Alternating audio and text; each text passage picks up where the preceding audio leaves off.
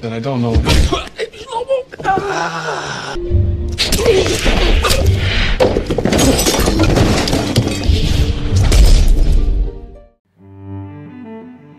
Halo, apa kabar semua? Selamat datang di channel Om Burhan. Om harap yang nonton di channel ini masih pada sehat dan waras ya. Kali ini Om akan membahas sebuah film thriller kriminal berjudul Lucky Number 11 yang dirilis pada tahun 2006. Mungkin bisa dibilang kalau film ini kurang terkenal, di mana Om pun juga sedikit heran padahal diisi oleh para aktor kelas atas. Sebut saja ada Abang Josh Hartnett, Om Bruce Willis, Om Morgan Freeman, Om Ben Kingsley, serta ada Cici Lucy Liu. Singkatnya, film ini bercerita tentang seorang pria yang tengah bernasib sial karena dianggap memiliki hutang kepada dua bos gangster, sehingga dia pun akhirnya diburu dan terjebak ke tengah konflik perang antara dua kubu tersebut. Kenapa bisa begitu? Ya udah, Om coba ceritain ya. Tapi sebelum itu, jangan lupa untuk subscribe dan tonton video ini sampai habis.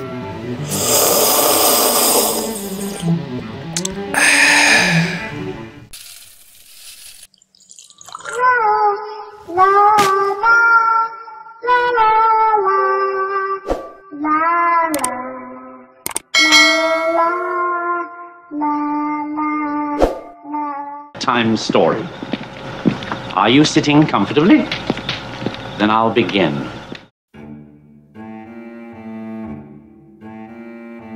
Film dimulai dengan memperlihatkan dua bandar judi yang dibunuh secara terpisah, di mana sang pelaku juga mengambil buku catatan keuangan mereka. Setelah itu berpindah ke sebuah terminal bis, di mana ada pria yang tiba-tiba didekati oleh seseorang dengan kursi roda dan memperkenalkan diri sebagai Smith. Kemudian bercerita tentang sebuah kisah sekitar 20 tahun yang lalu, di mana ada pria bernama Max yang secara nekat meminjam uang sebanyak $20.000 kepada pihak lintah darat untuk memasang taruhan judi di arena pacuan kuda. Dia nekat melakukan ini karena mendapat info dari pamannya kalau pacuan kuda itu sudah direkayasa, sebab ada dokter yang telah memberikan suntikan doping kepada salah satu kuda yang bernomor 7. Setelah itu Max pun pergi ke tempat arena pacuan bersama anaknya, yaitu Henry, lalu mempertaruhkan semua uang yang ada kepada kuda tersebut karena dia yakin akan mendapat untung besar. Namun di tengah balapan, kuda taruhannya tiba-tiba roboh dan mati di dalam lintasan. Alhasil wajah Max pun langsung pucat karena sebelumnya sudah diperingatkan jika nanti kalah saat bertaruh, maka hidupnya dalam bahaya. Dan benar saja, saat ingin pulang, mobil serta Henry pun telah menghilang, di mana pihak gangster juga telah menunggu kehadirannya. Alhasil karena kalah taruhan dan tidak bisa membayar hutang, mereka menghajar Max hingga babak belur. Lalu untuk memberikan contoh kepada semua orang, pihak gangster juga memberitahu kalau mereka telah mengambil nyawa istri serta anaknya Max.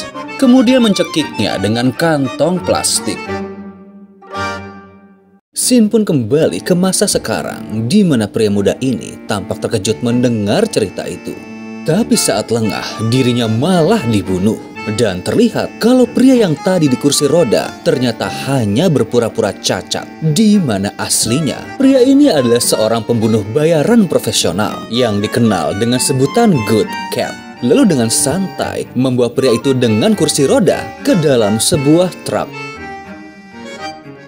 Adegan pindah ke kota New York, kita akan berkenalan dengan seorang pria bernama Slevin yang baru saja terbangun karena mendapat kunjungan tamu, yakni wanita bernama Lindsay yang tinggal di seberang pintu.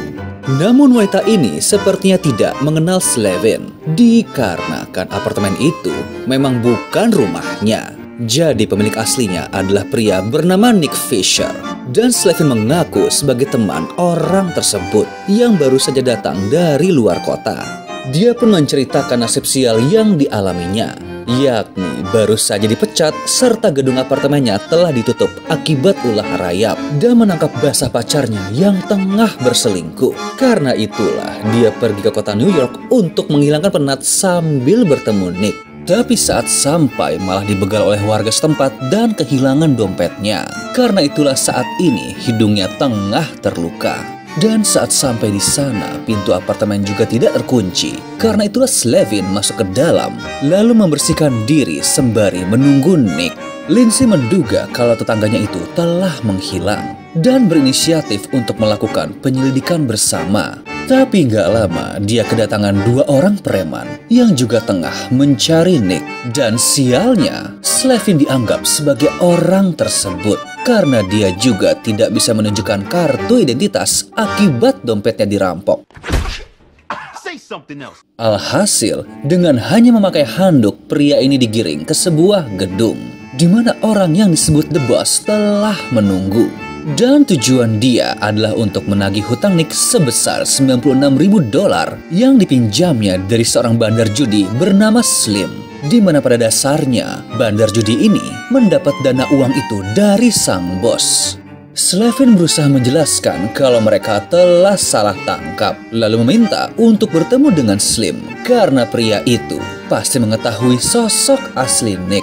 Namun lagi-lagi nasib baik belum berpihak kepadanya karena pria yang dimaksud adalah bandar judi yang telah terbunuh di awal film, di mana saat ini mayatnya telah disimpan di dalam lemari pendingin milik sang bos. Untuk membayar hutang ini, Slevin pun diberi tugas, yakni dengan membalas dendam kematian anaknya sang bos yang diduga dibunuh oleh musuh bebuyutannya yang tinggal di seberang gedung, yaitu The Rabbi, dan meminta Slevin membunuh anak rivalnya itu, yakni Yitzhak. Slevin pun bingung karena pada dasarnya bos mafia ini pasti mampu untuk menyewa seorang pembunuh bayaran yang handal. Namun sang bos hanya beralasan, buat apa repot membayar mahal seseorang ketika dia dapat memeras Slevin untuk melakukan tugas kotor tersebut. Saat balik ke dalam apartemen, dia kembali didatangi oleh 2 orang preman, di mana kali ini mereka adalah orang suruhan The Rabbi yang tanpa basa-basi langsung menculiknya. Dan lagi-lagi pria ini juga mengira Slevin sebagai Nick serta menuntut hutang pria itu sebesar $33.000, lalu memberi waktu selama 48 jam untuk melunasinya. Tapi setelah Slevin pergi, Smith pun muncul di sana, di mana sebelumnya dia juga sempat berada di tempat sang bos. Kita pun masih belum tahu apa maksud dan tujuan orang tersebut. Namun dari isi percakapan kedua orang ini, sepertinya Smith punya urusan yang belum selesai dengan Slevin. Kita kembali ke dalam apartemen, di mana Lindsay menceritakan hasil penyelidikannya dan bingung karena melihat Slevin yang keluar dari gedung tempat tinggal The Rabbi. Karena dia tahu kalau pria ini adalah salah satu bos mafia besar di kota New York. Dia pun menceritakan kisah pertemuannya dengan sang bos dan The Rabbi, di mana dia harus membunuh anak The Rabbi yang juga seorang homoseksual. Namun di satu sisi, dia juga harus membayar hutang kepada The Rabbi. Jadi bisa dibilang kalau saat ini, nasib Slevin sedang di ujung tanduk. Tapi anehnya, dia menanggapi semua masalah ini dengan santai. Ternyata semua ini adalah bagian dari rencana Smith karena dialah yang dari awal diberi tugas oleh sang bos untuk membunuh Yitzhak. Namun harus merekayasa agar terlihat seperti bunuh diri. Dan harus berhati-hati karena pria ini mempunyai semacam tombol darurat pada kalungnya yang berfungsi memanggil para penjaga pribadi jikalau dia sedang terancam. Disinilah peran Slevin dibutuhkan, karena jika dia telah berhasil mendekati dan membunuh orang tersebut, Smith juga akan langsung membunuh mereka berdua, sehingga nanti akan terlihat seperti pasangan homoseksual yang bunuh diri karena tekanan dari dunia. Di tempat lain ternyata para polisi juga tengah mengintai kedua bos mafia ini. Dan seorang detektif bernama Brikowski tengah bingung akan kehadiran Slevin. Apalagi mereka juga mengetahui kalau untuk pertama kalinya di dalam 20 tahun, tiba-tiba Good Cat yang merupakan seorang pembunuh bayaran profesional muncul kembali di kota New York. Kita kembali ke apartemen. Lindsay yang bekerja sebagai petugas otopsi menemukan hal yang aneh di tempat kerjanya, yakni baru saja mengurus mayat bernama Benny Begin, di mana orang ini adalah bandar judi yang bekerja dengan The Rabbi. Hal ini tentu menimbulkan pertanyaan karena ada 2 bandar judi besar yang telah meninggal. Lindsay pun berteori kalau Nick lah yang telah membunuh kedua bandar itu akibat terlilit hutang dan kemudian menjebak Slevin serta menyuruh seorang preman untuk merampok dompetnya agar dapat bertukar identitas karena yang mengetahui wajah asli Nick adalah kedua bandar tersebut. Namun mau tidak mau, rencana pembunuhan ini harus tetap berjalan. Oleh karena itu, mereka berdua pun pergi ke sebuah restoran untuk makan malam, di mana Hitchcock juga suka pergi ke sana untuk dapat mendekati pria itu. Slevin berencana untuk berpura-pura sebagai kaum penyuka sesama jenis dan mendekati pria itu untuk mengajaknya berkencan. Rencana ini pun berhasil. Namun Slevin bercerita kalau setelah itu ada seorang polisi yang datang menghampirinya, di mana itu adalah Brikowski, dan tahu kalau Slevin bukanlah Nick sebab dia telah melihat foto asli pria itu di data kepolisian. Namun tentu saja agar situasi tidak menjadi lebih runyam, Slevin tidak menjawab berbagai pertanyaan yang dilontarkan sang detektif. Tapi terlihat di tengah situasi yang pelik ini, Slevin masih bisa menikmati suasana yang romantis bersama Lindsay. Hingga benih-benih cinta pun muncul. Dan akhirnya mereka berdua menghabiskan malam bersama. Hari berganti dan tibalah waktu di mana Slevin harus melakukan tugasnya. Lalu pergi ke dalam apartemen Hitchcock. Kemudian langsung menembaknya 2 kali di dada sebelum dia sempat menekan tombol darurat. Well, kalau kita lihat ya, dari cara dia menembak, sepertinya Slevin sudah terbiasa menggunakan senjata. Dan seperti yang kita duga kalau Smith juga muncul di sana. Namun anehnya dia tidak membunuh Slevin seperti rencana di awal, tapi malah ikut membantu dengan menghabisi para bodyguard yang muncul dari balik dinding.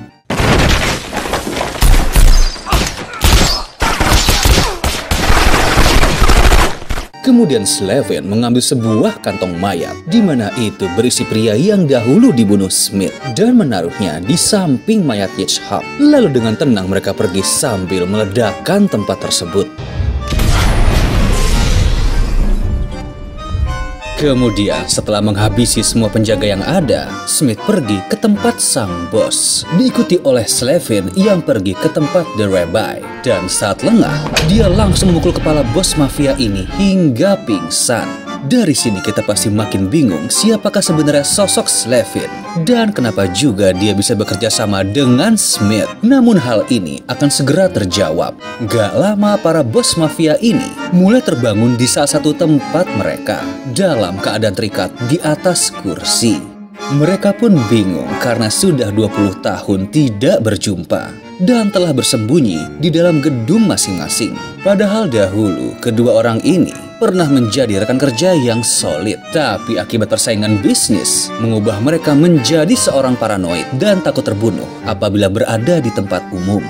Lalu sang bos pun meluapkan amarah atas kematian anaknya dan menuduh kalau itu adalah ulah The Rabbi. Namun di satu sisi dia pun berkata kalau telah membunuh Hitchcock. Sontak hal ini membuat The Rabbi kaget, dan walaupun sedang dalam keadaan terikat, sang bos puas melihat ekspresi musuh bebuyutannya. Gak lama Slevin muncul di hadapan mereka berdua dan menjelaskan plot twist membingungkan ini, di mana dia pada dasarnya mengincar nyawa bos mafia, lalu membunuh para bandar judi untuk dapat mendekati mereka, sebab Slevin harus mencari identitas yang terkait dengan mereka berdua. Dari sinilah dia menemukan nama Nick Fisher, dikarenakan orang ini mempunyai hutang yang sangat besar kepada para bos mafia. Dan wujud asli Nick ternyata adalah orang yang dahulu dibunuh Smith di dalam terminal bis.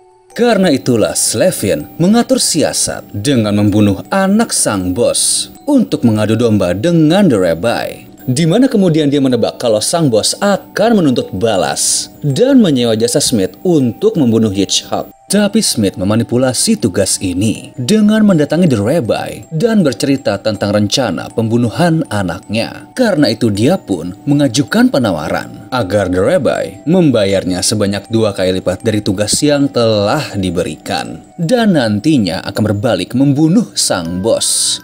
Lalu setelah menjelaskan plot twist rumit ini, Slevin pun mengungkapkan identitas aslinya, di mana dia adalah Henry, yaitu anaknya Max yang dahulu dibunuh akibat kalah bermain judi. Dan ternyata para eksekutor yang telah membunuh ayahnya itu adalah sang bos dan The Rabbi saat masih muda.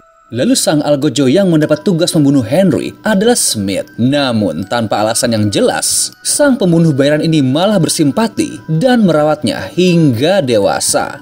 Setelah mengetahui cerita yang sebenarnya, Slevin pun membungkus kedua kepala bos gangster ini menggunakan plastik. Kemudian melakbannya agar mereka mati kehabisan nafas, persis seperti yang dahulu dialami oleh ayahnya. Tapi di tempat lain terlihat kalau Smith mendatangi tempat kerja Lindsay dan langsung menembak dada wanita itu. Hal ini pun telah dia diskusikan kepada Slevin karena wanita ini telah melihat dan memfoto wajahnya saat dahulu sedang menginvestigasi keberadaan Nick. Scene berpindah pada detektif Brikowski yang sedang menelpon bosnya dan mempelajari fakta terbaru tentang Slevin Kelevra, di mana nama tersebut nampaknya berkaitan dengan seekor kuda pacuan bernama Lucky Number Slevin. Dan nyatanya dahulu ayah Henry memasang taruhan kepada kuda tersebut. Lalu arti nama Kelevra berasal dari bahasa Ibrani yang berarti bad dog atau bisa juga anjing nakal. Dan tanpa diduga, tiba-tiba Slevin muncul dari kursi belakang lalu mengacungkan senjata ke arah sang detektif. Pada momen ini kita jadi tahu kalau dahulu sang detektif juga pernah terlibat hutang judi. Lalu untuk melunasinya, dia mendapat tugas membunuh seorang wanita dan targetnya adalah ibunya Henry. Dari sini dapat kita lihat untuk pertama kali, Slevin menunjukkan amarah yang meluap, kemudian langsung menembak kepala Brikowski.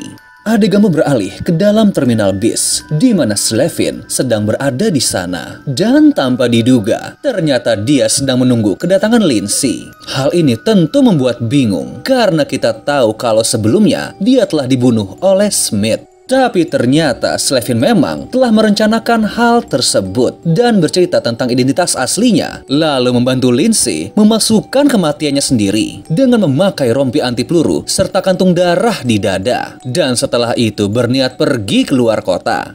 Tapi tanpa diduga, tiba-tiba Smith muncul di tempat tersebut. Sontak hal ini membuat situasi menjadi tegang. Namun Slevin langsung memasang badan serta mencoba berdialog dan berkata kalau dia harus menyelamatkan Lindsay. Sebab pria ini mempunyai prinsip hidup yang berbeda sebagai seorang pembunuh bayaran. Tapi tanpa diduga, Smith berkata kalau dia mengerti akan pilihan Slevin karena dahulu juga melakukan hal yang sama. Dan pada akhirnya, dia sepakat untuk membiarkan Lindsay hidup, kemudian memberikan jam tangan milik ayahnya Slevin, lalu pergi menghilang di tengah keramaian.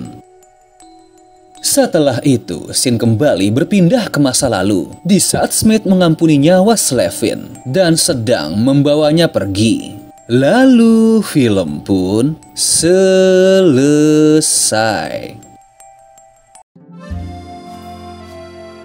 Gimana filmnya? Well, cukup gila juga ya plot twist yang ada di film ini. Dan mungkin awalnya kalian mengira kalau sang tokoh utama adalah seseorang yang sedang bernasib sial. Tapi ternyata itu adalah hasil manipulasinya sendiri untuk membalas dendam. Meskipun pada film ini terdapat intrik antara perang geng mafia, namun kita tidak akan dimanjakan dengan berbagai aksi tembak-tembakan. Tapi gantinya, kalian akan terbius oleh jalur cerita, serta petunjuk pada tiap dialog yang membuat kita menebak-nebak akan kelanjutan ceritanya. Oke deh, sekian dulu dari Om tentang film ini. Kalau kalian masih penasaran, monggo streaming langsung aja, dan bila terhibur, monggo subscribe atau komen di channel Om biar makin semangat lagi bikinnya. Thank you.